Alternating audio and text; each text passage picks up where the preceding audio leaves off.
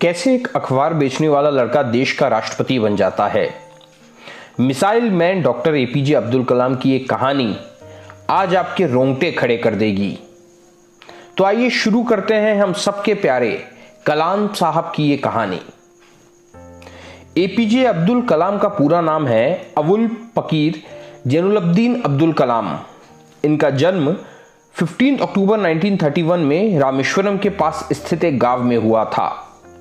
कलाम के पिता का नाम था जैनुलब्दीन और मां का नाम था आशियामा। 5 भाई बहनों में कलाम सबसे छोटे थे। शुरू में कलाम के घर की आर्थिक स्थिति कुछ ठीक थी। उनके पिता की नाव चला करती थी और जो रामेश्वरम में दर्शन करने आने वाले श्रद्धालुओं को धनुषकोडी से रामेश्वरम लेने और छोड़ने का काम करती थी। फिर वहां पुल बन गया और इस कारण नाव चलना बंद हो गया। तब घर की आर्थिक स्थिति बिगड़ने लगी। अपने घर को सपोर्ट करने के लिए तब अब्दुल कलाम ने बचपन में अखबार तक बेचकर अपने घर का गुजारा चलवाया। काम के साथ पढ़ाई भी चालू रखी। स्वर्ट्स हाईली सेकेंडरी स्कूल से स्कूलिंग पूरी करने के बाद तमिलनाडु के तिरुचिरापल्ली शहर आ गए। वहां उन्होंने सेंट जोसेफ कॉलेज में एडमिशन लिया। 1954 में कलाम ने फिजिक्स से ग्रेजुएशन पूरा किया। एरोस्पेस में इंटरेस्ट होने के कारण फिर 1955 में कलाम ने मद्रास इंस्टीट्यूट ऑफ टेक्नोलॉजी में एडमिशन लिया। कॉलेज के दिनों में कलाम ने इंडियन एयरफोर्स के फाइटर पायलट का एग्जाम भी दिया, पर उसमें केवल 8 जॉब्स अवेलेबल थी, जबकि कलाम का रैंक 9th आया था।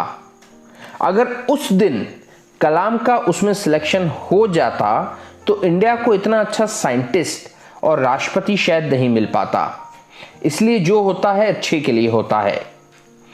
एक बात और, जो लोग सोचते हैं कि उनकी लाइफ में प्रॉब्लम्स हैं या फेलियर्स हैं, उन्हें ये देखना चाहिए कि अब्दुल कलाम हो या धीरूभाई अंबानी या कोई और सक्सेसफुल इंसान, फेलियर सबकी लाइफ में आए हैं, पर उन फेलियर से वो लोग रुके नहीं। उन सभी सक्सेसफुल लोगों ने अपने जुनून को जिंदा रखा। कलाम ने अपनी इंजीनियरिंग पूरी कर ईयर 1960 में डीआरडीओ में जॉब शुरू करी, पर कलाम को वहां अपने काम में इतना इंटरेस्ट नहीं आ रहा था।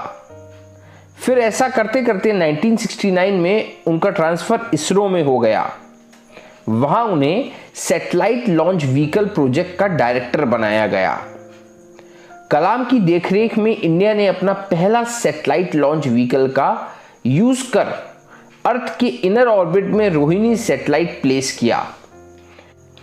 इसके बाद कलाम की लीडरशिप में इंडियन ने एरोस्पेस रिसर्च में कई मिसाइल्स और सैटेलाइट लॉन्च की।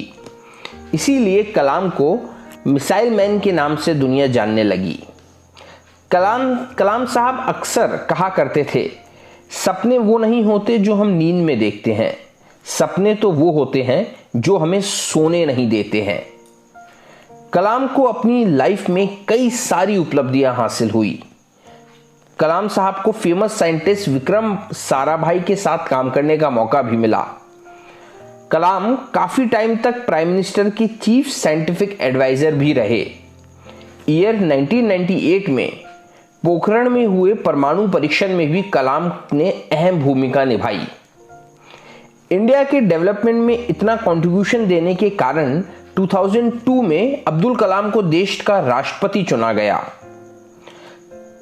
पर कलाम की हम्बलनेस और पैशन फॉर वर्क आप इसी बात से समझ सकते हैं कि 2007 में अपना प्रेसिडेंशियल टेन्योर खत्म होने के बाद भी उन्होंने कॉलेज में लेक्चर्स देना शुरू रखा और 83 की एज में साल 2015 में शिलोंग के कॉलेज में लेक्चर के दौरान ही कलाम साहब को कार्डियक अरेस्ट हुआ और वह ये दुनिया छोड़कर हमेशा के लिए चले गए।